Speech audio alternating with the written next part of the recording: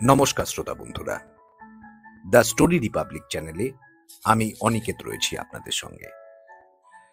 The story রিপাবলিকে আজকের গল্প শরদিন্দু বন্দ্যোপাধ্যায়ের অশরীরী। পুরাতন উই ধরা ডায়েরিখানি সাবধানে খুলিয়া বড়দা বলিল, অদ্ভুত জিনিস, কিন্তু আগে থাকতে কিছু বলবো না। আমাদের আব্দুল্লাহ কুঁজরাকে জানো তো? সাহেবদের কুঠি থেকে পুরনো বই শের দরে কিনে বিক্রি করতে আসে। তারই কাছ থেকে এটা কিনেছি। ঝাঁকায় করে এক গাদা বই নিয়ে এসেছিল। বইগুলো ঘাঁটতে ঘাঁটতে দেখি একটা বাংলায় লেখা ডায়েরি। নগদ 2 পয়সা খরচ করে তৎক্ষণাৎ কিনে ফেললুম। অমূল্য দৈবক্রমে আজ ক্লাবে আসে নাই, তাই বাগবিতণ্ডায় বেশি সময় নষ্ট হইল না। বড়দা বলিল, পড়ি শোনো, বেশি নয়, শেষের কয়েকটা পাতা খালি পড়ে শোনাবো।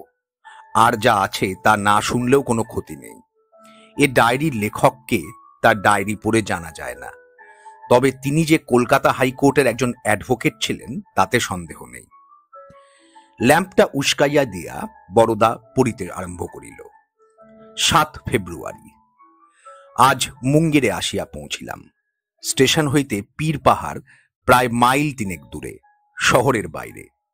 মুঙ্গের শহরের যতটুকু দেখিলাম কেবল ধুলা আর পুরাতন সেকেলে বাড়ি। যা হোক, আমাকে শহরের মধ্যে থাকিতে হইবে না, ইহাই রক্ষা। স্টেশন হইতে আসিতে পথে কেল্লার ভিতর দিয়া আসিলাম। কেল্লাটা মন্দ নয়, পুরাতন মীর কাসিমের আমলের কেল্লা, গড়খাই দিয়ে ঘেরা। প্রাকারের ইট পাথর অনেক স্থানে খসিয়া গিয়াছে। বড় বড় গাছ উচ্চ প্রাচীরের উপর জন্মিয়া শুষ্ক গড়খাইয়ের দিকে ঝুঁকিয়া পড়িয়াছে। একদিন এই গড়ের প্রাচীরে সতর্ক শান্ত্রী পাহারা দিত। প্রহরে প্রহরে দুর্গদ্বারে নাকারা বাজিত। সন্ধ্যার সময় লোহার তোরণদ্বার ঝনৎকার করিয়া বন্ধ হইয়া যাইত। কল্পনা করিতে মন্দ লাগে না। পীর পাহাড়ের বাড়িখানি চমৎকার। এমন বাড়ি যাহার, সে চিরদিন এখানে থাকে না, এটাই আশ্চর্যের।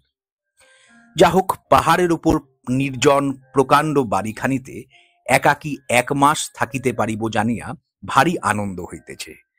বন্ধু কলিকাতায় থাকুন, আমি এই অবসরে তাহার বাড়িটি ভোগ করিয়া লই। কলিকাতা হাইকোর্টে প্রায় 1.5 মাস ধরিয়া প্রকাণ্ড দায়রা মোকদ্দমা চালাইবার পর সত্য সত্যই বিশ্রাম করিতে হইলে এমন শান্তিপূর্ণ স্থান আর নাই।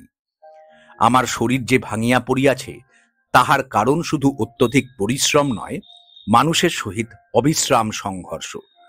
যে লোক মিথ্যা কথা বলিবে বলিয়া দৃঢ় সংকল্প করিয়া আসিয়াছে, তাহার পেট হইতে সত্য কথা টানিয়া বাহির করা এবং যে হাকিম বুঝিবে না, তাহাকে বুঝাইবার চেষ্টা কিরূপ বুক ভাঙা ব্যাপার, তাহা যিনি এ পেশায় ঢুকিয়াছেন তিনিই জানেন।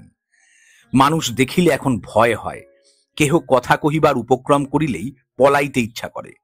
তাই একেবারে নিঃসঙ্গভাবে চলিয়া আসিয়াছি। বামুন চাকর পর্যন্ত সঙ্গে লই নাই। ইকমিক কুকার সঙ্গে আছে, তাহাতেই নিজে রাঁধিয়া খাইব। কি সুন্দর স্থান!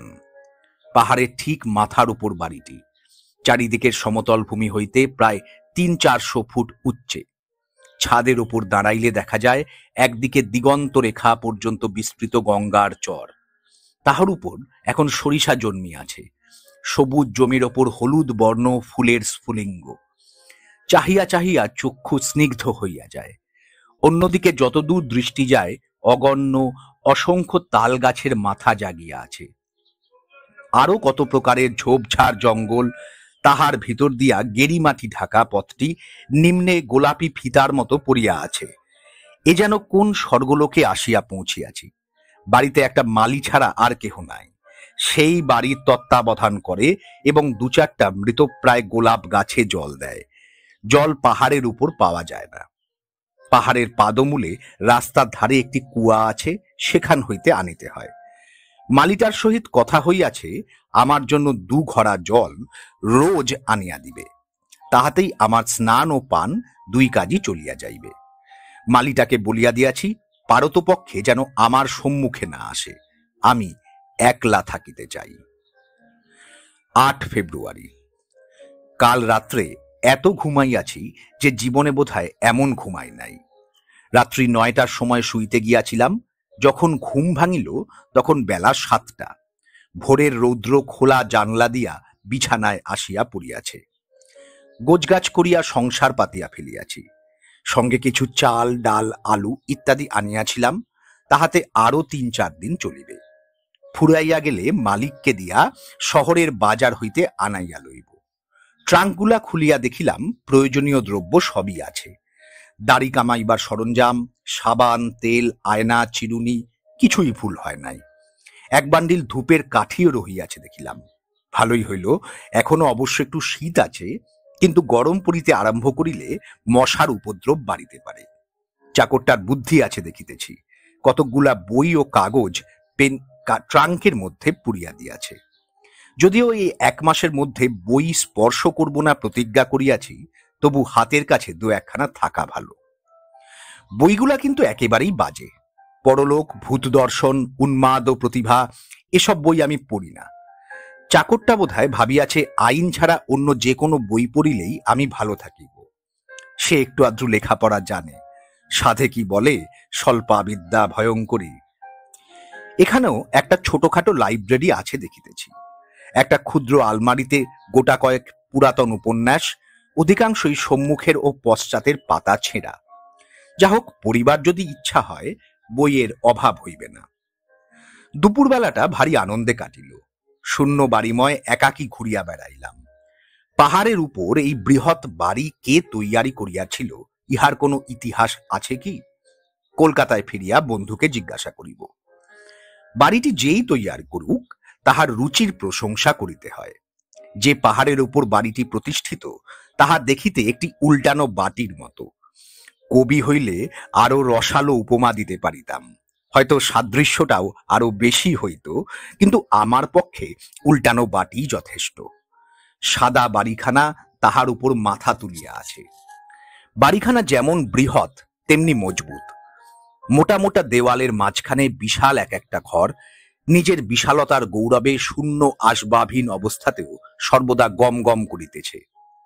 বাড়ির সম্মুখে খানিকটা সমতল স্থান আছে, তাহাতে গোলাপ বাগান। গোলাপ বাগানের শেষে ফটক, ফটকের বাইরেই নিচে যাইবার ঢালু পাথর ভাঙা পথ বাঁকিয়া বাড়ির কোল দিয়া নামিয়া গিয়াছে। ফটকের সম্মুখে কিছু দূরে একটা প্রকাণ্ড কূপ, গভীর হইয়া কোথায় চলিয়া গিয়াছে তাহার তল পর্যন্ত দৃষ্টি যায় না। কূপের চারিপাশে আগাছা জন্মিয়াছে, একটা শিমুল গাছ তাহার মুখের বিরাট গর্তটার উপর ঝুঁকিয়া পড়িয়াছে। কূপের ভিতর একখণ্ড পাথর ফেলিয়া দেখিলাম, অনেকক্ষণ পরে একটা ফাঁপা আওয়াজ আসিল। কূপটা নিশ্চয়ই শুষ্ক। সন্ধ্যার সময় কূপের কাছে গিয়া দাঁড়াইলাম। নিচে বেশ অন্ধকার হইয়া গিয়াছে।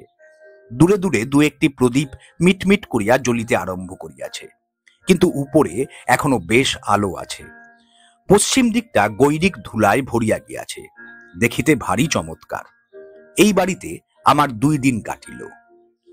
হঠাৎ কাঁধের উপর একটা স্পর্শ অনুভব করিয়া দেখি এক ঝলক রক্ত সেখানে পড়িয়াছে, কিন্তু তখনই বুঝিতে পারিলাম রক্ত নয়, ফুল। শিমুল গাছটায় 2-4টা ফুল ধরিয়াছিল, ইতিপূর্বে লক্ষ্য করি নাই। ফুলটি হাতে লইয়া ফিরিয়া আসিলাম। মনে হইল এই স্থানের অধিষ্ঠাত্রী দেবতা ফুল দিয়া আমাকে স্বাগত সম্ভাষণ করিলেন। 9 ফেব্রুয়ারি। আজ শরীরটা ভালো ঠেকিতেছে না, বোধহয় একটু জ্বর ভাব হইয়াছে। মাথার মধ্যে কেমন একটা উত্তাপ অনুভব করিতেছি। মোকদ্দমা লইয়া যে অতিরিক্ত মানসিক পরিশ্রম করিয়াছি, তাহার কুফল এখনো শরীরে লাগিয়া আছে। অকারণে স্নায়ুমণ্ডল উত্তেজিত হইয়া ওঠে। আজ উপবাস করিয়াছি, আশা করি কাল শরীর বেশ ঝরঝরে হইয়া যাইবে। 10 ফেব্রুয়ারি। প্রাচীন গ্রিসে সংস্কার ছিল, প্রত্যেক গাছ লতা নদী পাহাড়ের একটি করিয়া অধিষ্ঠাত্রী দেবতা আছে।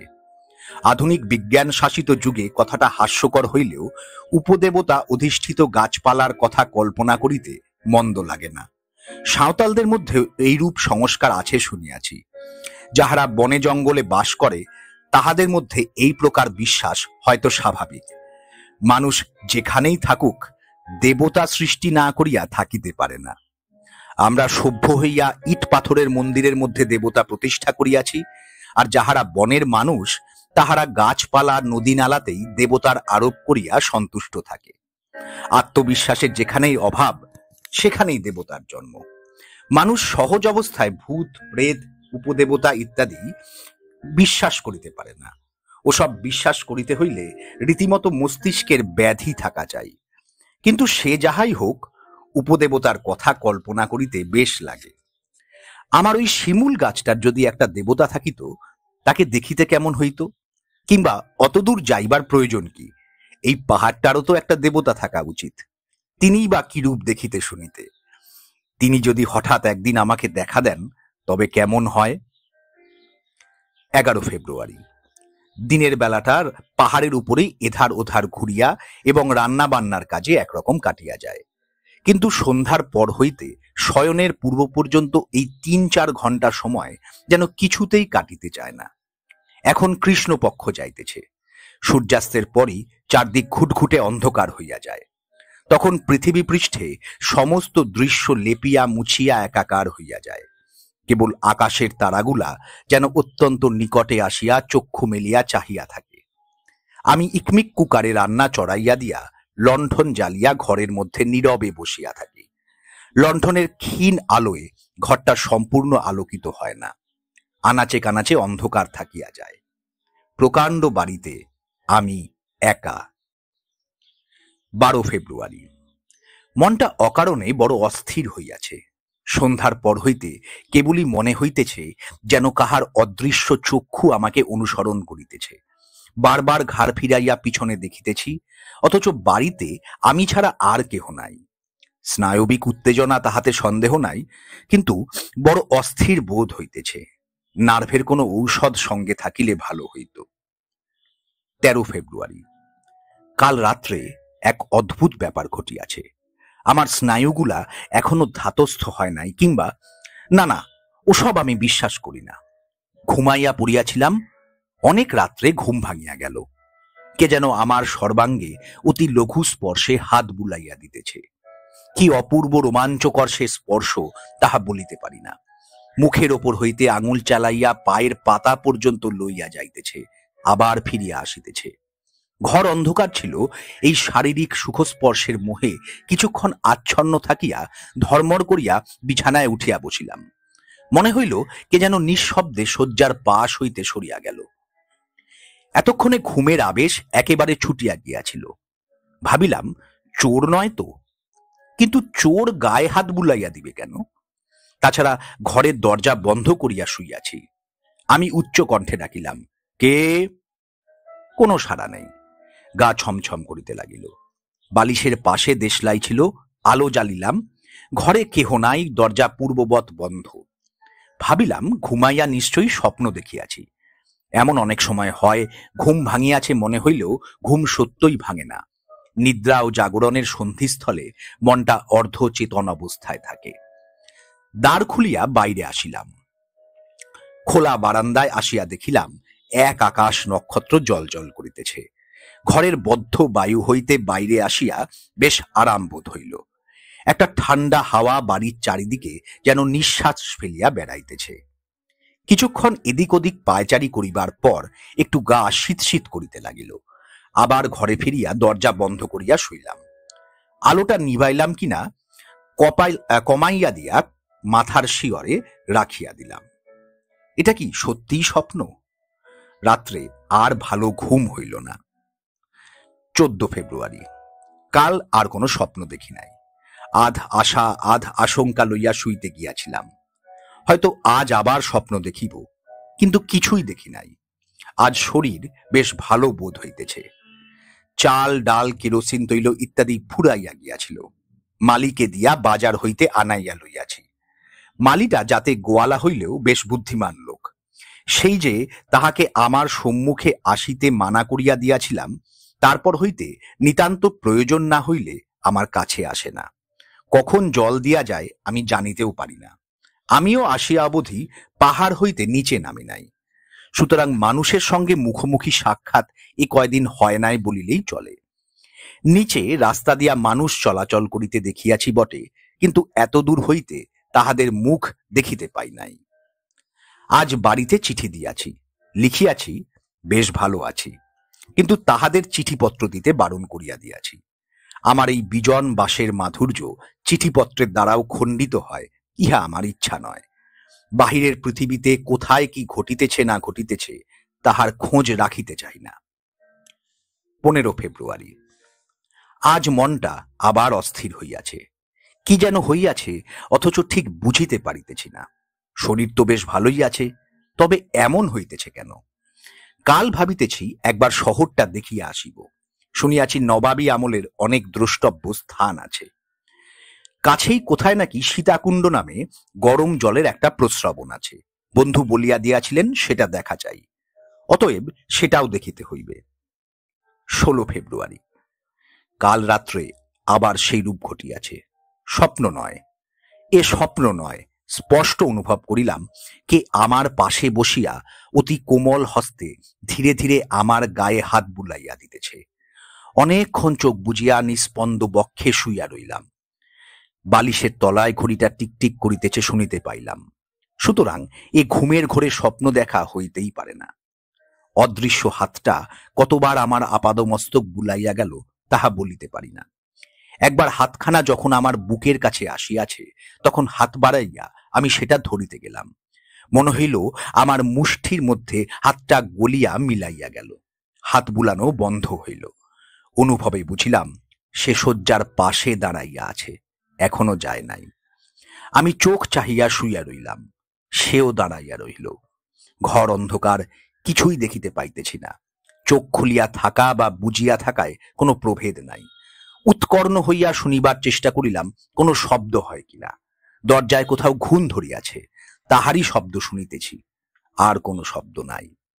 অতীন্দ্রিয় অনুভূতি দ্বারা বুঝিলাম সে আস্তে আস্তে চলিয়া গেল, আজ আর আসিবে না। ঘুমাইয়া পড়িলে হয়তো থাকিত।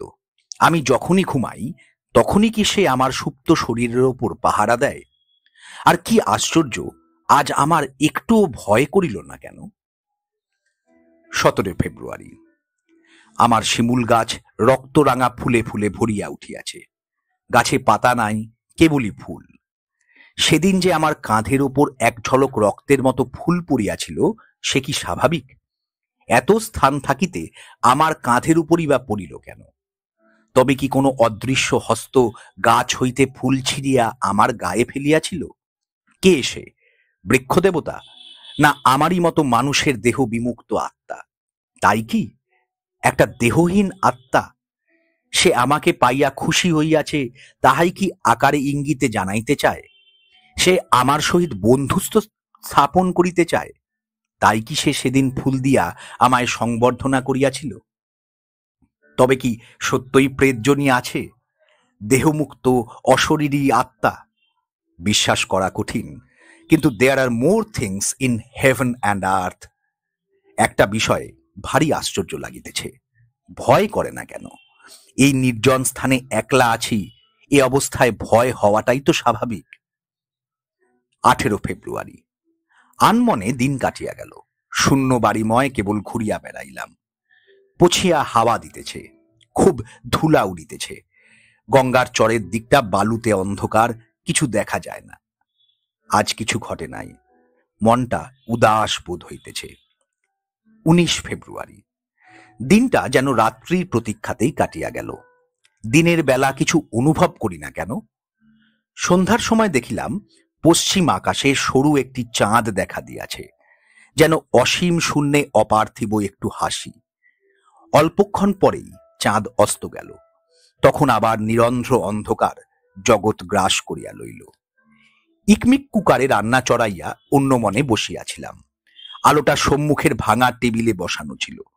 অদূরে কতকগুলা ধূপ জ্বালিয়া দিয়াছিলাম, তাহারই সুগন্ধ ধুমে ঘরটি পূর্ণ হইয়া উঠিয়াছিল। আজ তো যা হোক কিছু না পড়িয়া থাকা যায় না। বসিয়া বসিয়া সহসা কি মনে হইল, বাক্স হইতে সেই প্রেততত্ত্ব সম্পর্কে বইখানা বাহির করিয়া পড়িতে আরম্ভ করিলাম। গল্প, এ নেহাতি গল্প। সত্য অনুভূতির ছায়া মাত্র এসব কাহিনীতে নাই। আমি যেমন করিয়া তাহাকে অনুভব করিয়াছি, চোখে না দেখিয়াও সর্বাঙ্গ দিয়া তাহার সমীপ্য উপলব্ধি করিয়াছি, সেরূপভাবে আর কে প্রত্যক্ষ করিয়াছে?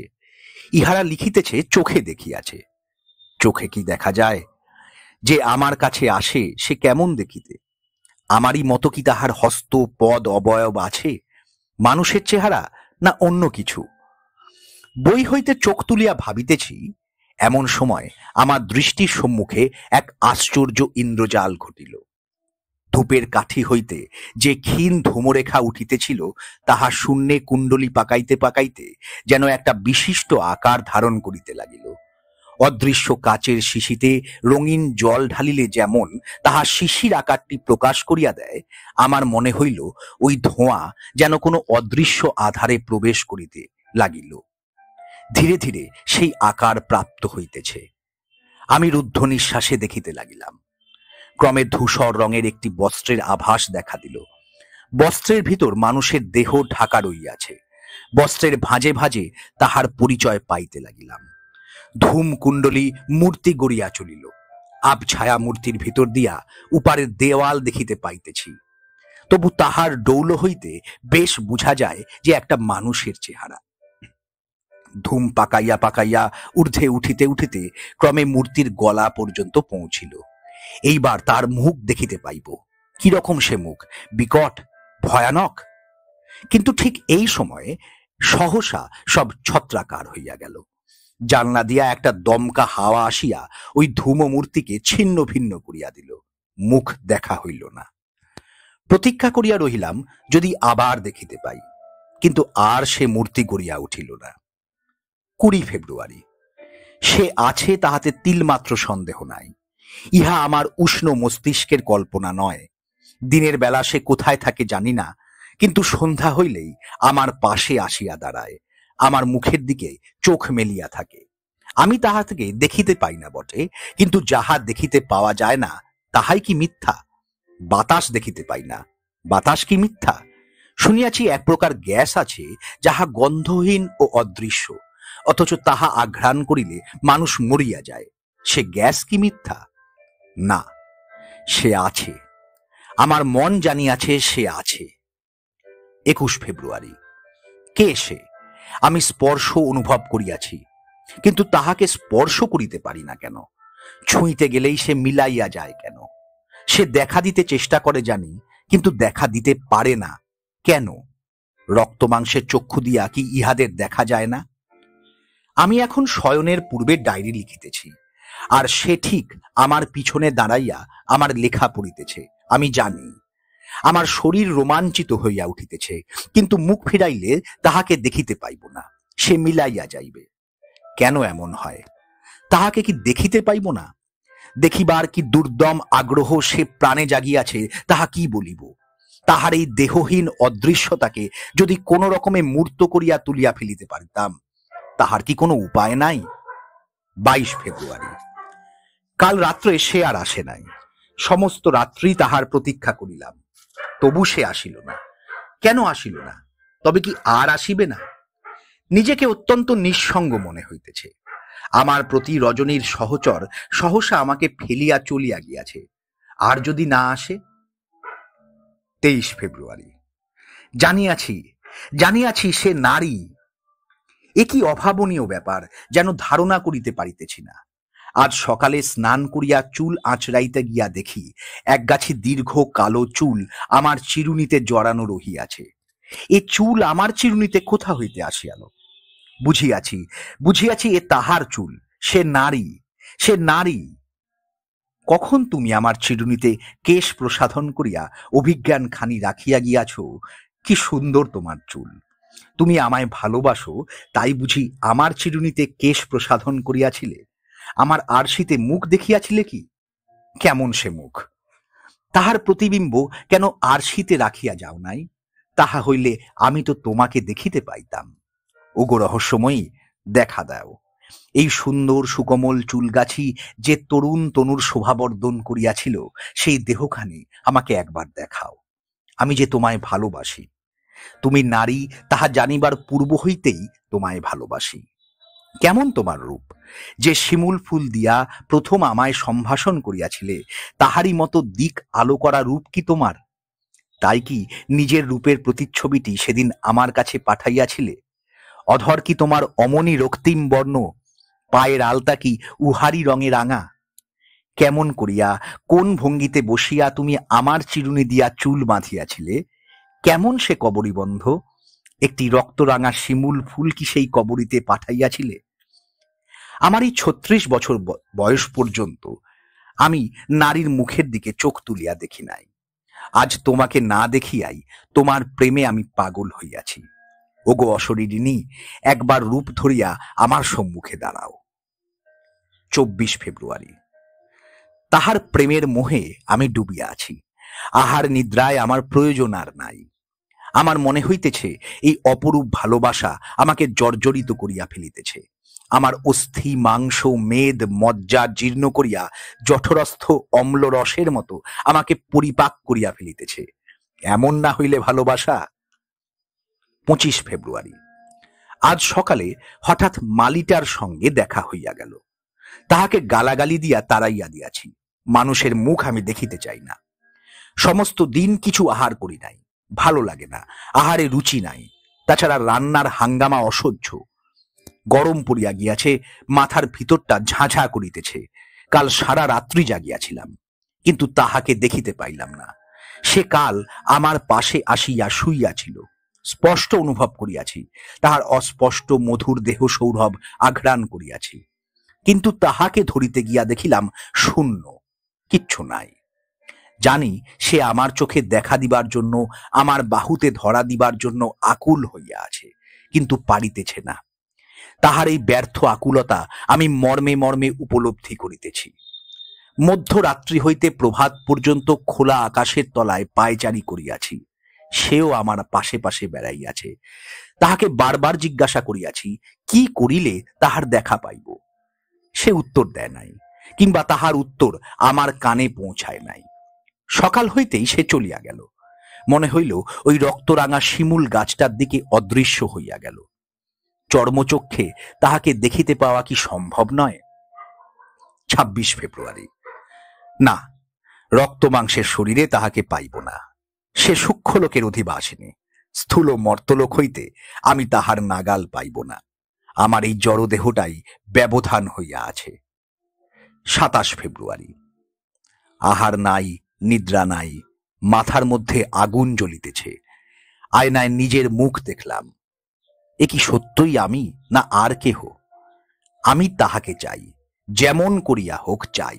স্থূল শরীরে যদি না পাই তবে ২৮ ফেব্রুয়ারি। হ্যাঁ, সেই ডাল। আর পারি না। শিমুল গাছের যে ডালটা কূপের মুখে ঝুঁকিয়া আছে, তাহাতে একটা দড়ি টাঙাইয়াছি। আজ সন্ধ্যায় যখন তাহার আসিবার সময় হইবে, তখন সখী আর দেরি নাই। আজ ফাল্গুনের সন্ধ্যায় যখন চাঁদ উঠিবে, তুমি কবরী বাঁধিয়া প্রস্তুত হইয়া থাকিও। তোমার রক্তরাঙা ফুলের থালা সাজাইয়া রাখিও। আমি আসিব, তোমাকে চক্ষু ভরিয়া দেখিব। আজ আমাদের পরিপূর্ণ মিলন রাত্রি। বড়দা আস্তে আস্তে ডায়েরি বন্ধ করিয়া বলিল, এইখানেই লেখা শেষ। আমাদের গল্পটিও এখানেই শেষ। গল্পগুলি সম্পর্কে আপনাদের মন্তব্য কমেন্ট বক্সে জানাবেন। আমাদের চ্যানেলটিকে লাইক এবং সাবস্ক্রাইব অতি অবশ্যই করিবেন। ধন্যবাদ।